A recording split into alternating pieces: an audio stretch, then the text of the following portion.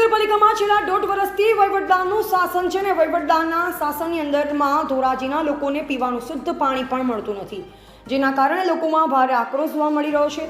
ધોરાજી શહેરની અંદરમાં ઘણા લાંબા સમયથી પીવાના પાણીની સમસ્યા યથાવત છે। અહીંના લોકોનું કહેવું છે કે ધોરાજી શહેરમાં નગરપાલિકા દ્વારા જે પીવાનું પાણી વિતરણ કરવામાં આવે છે તે 8 થી 10 દિવસે વિતરણ કરવામાં આવે છે અને તે પણ ગંદુ અને દૂષિત પાણી વિતરણ કરવામાં આવે છે। ધોરાજીના લાલા લજપતરાય વિસ્તારના લોકોનો આક્ષેપ છે કે અહીં નગરપાલિકાના પીવાના પાણીની જે પાઇપલાઇન છે તે પાઇપલાઇનની અંદરમાં ભૂગર્ભ ગટરના પાણી ભરી જવાના કારણે આ ગંદુ પાણી લોકોના ઘર સુધી પહોંચે છે અને આ ગંદુ પાણી પીવાના કારણે લોકો ચામડીના રોગ અને ઝાડા ઉલટી જેવા રોગના શિકાર પણ બને છે। નગરપાલિકાના અધિકારીઓને અનેકો વાર રજૂઆત કરવા છતાં પણ તંત્રના પેટનું પાણી હલતું નથી।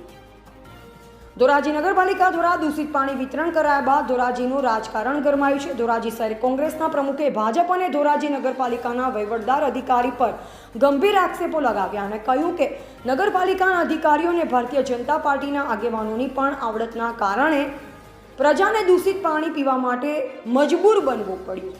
ધોરાજી નગરપાલિકામાં છેલ્લા 1.5 વર્ષથી વહીવટદારનું શાસન છે ને વહીવટદારના શાસનમાં દૂષિત પાણી વિતરણ જેવી સમસ્યા સર્જાઈ છે અને અધિકારીઓ ભારતીય જનતા પાર્ટીના સ્થાનિક આગેવાનોને ગાંઠતા હોવાનો પણ શહેર કોંગ્રેસના પ્રમુખનો આક્ષેપ છે।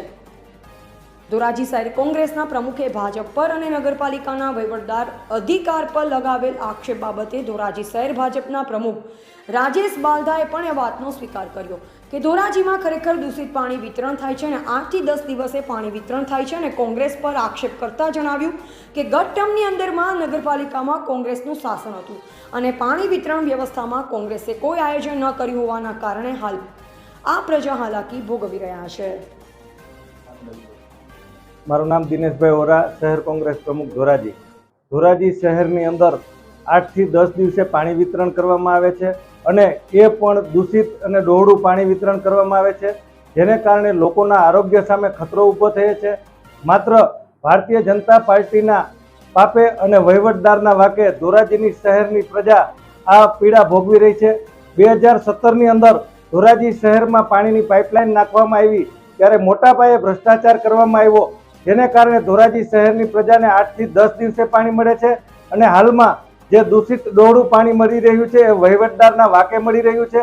છેલ્લા 1.5 વર્ષથી ધોરાજી નગરપાલિકાની અંદર વહીવટદારનું શાસન છે, પરંતુ વહીવટદાર દ્વારા કોઈ દરકાર લેવામાં આવતી નથી, જેને કારણે લોકોને પીડા ભોગવવી પડે છે। મારું નામ આશીષભાઈ જેઠવા, સામાજિક કાર્યકર, ધોરાજી, વોર્ડ નંબર 8।